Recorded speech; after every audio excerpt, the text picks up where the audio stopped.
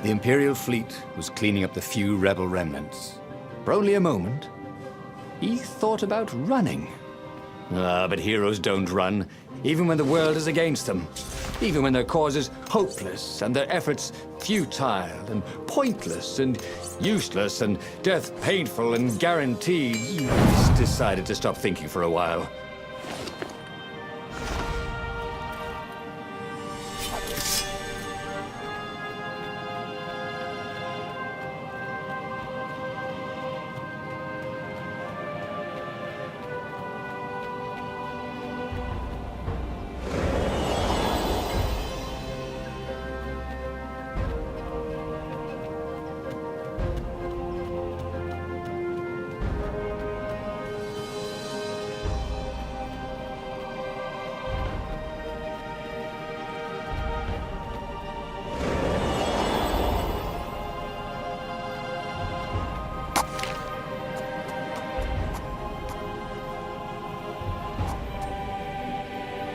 Every day he was getting better and better.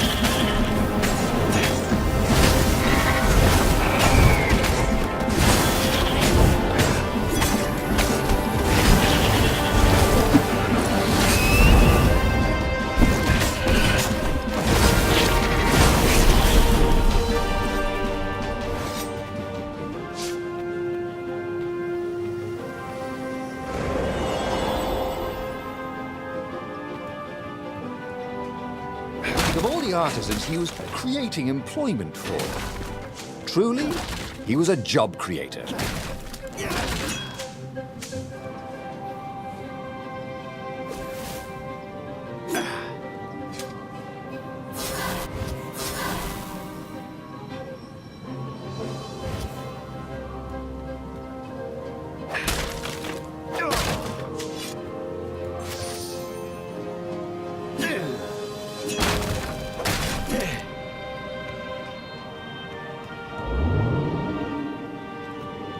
There was an inscription. Praise the sun.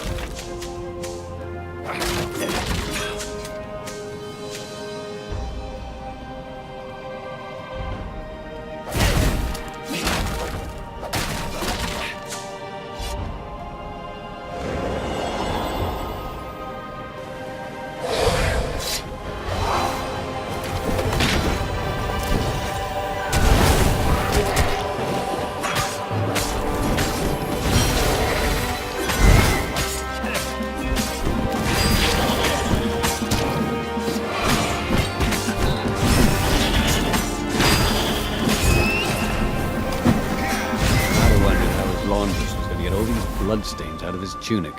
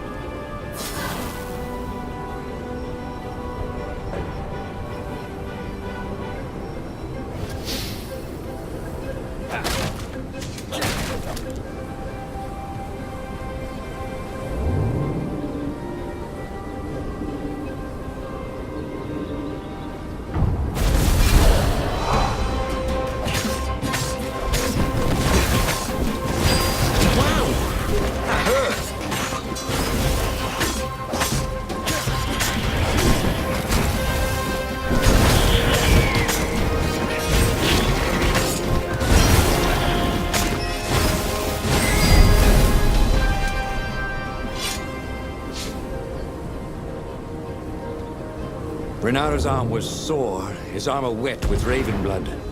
He was tired of death. But death was not yet tired of him. The rebels were losing. Badly. In some other universe, Renaro thought, he and Zenobia had left sword fu school together, taken other names and sailed off into the mists. But not this Zenobia. And not him.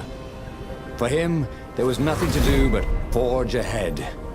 Kill the Emperor and end this.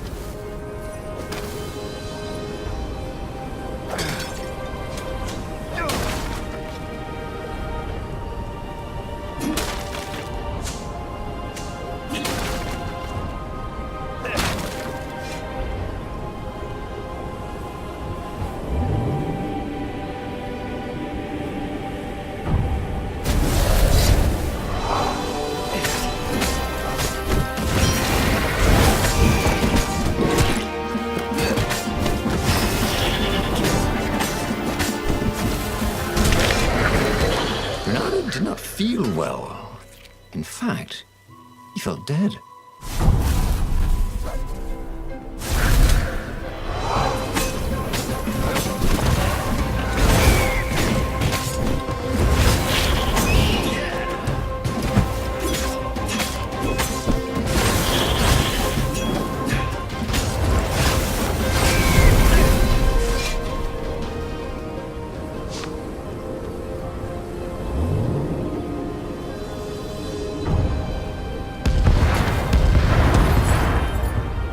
He wished there were more pylons he could use the hook on. He really needed to construct additional pylons.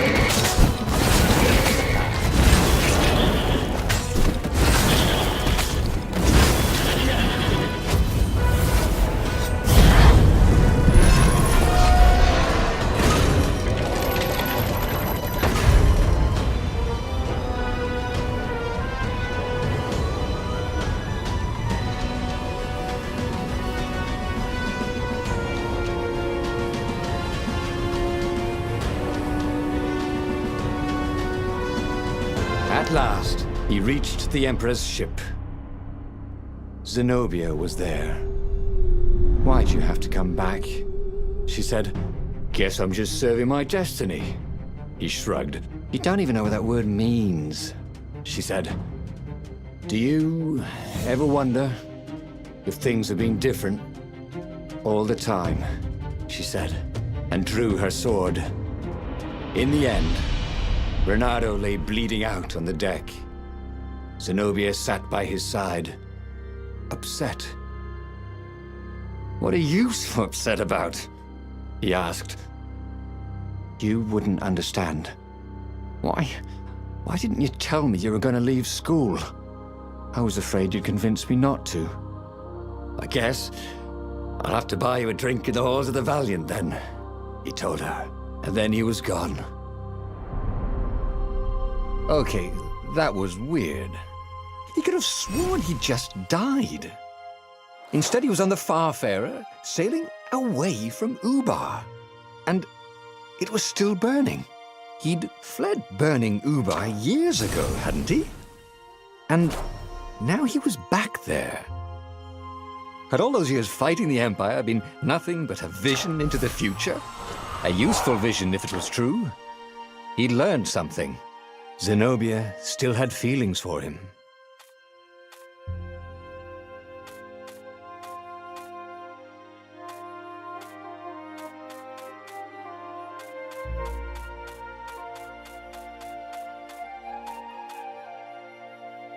He'd made bad choices.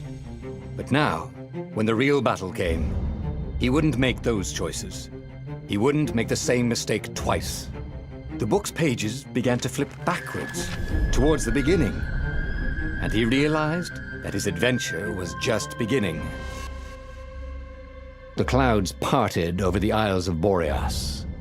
It was time to choose. The rebellion was in trouble. Ravens were scouting for the secret rebel base. They needed a game-changer.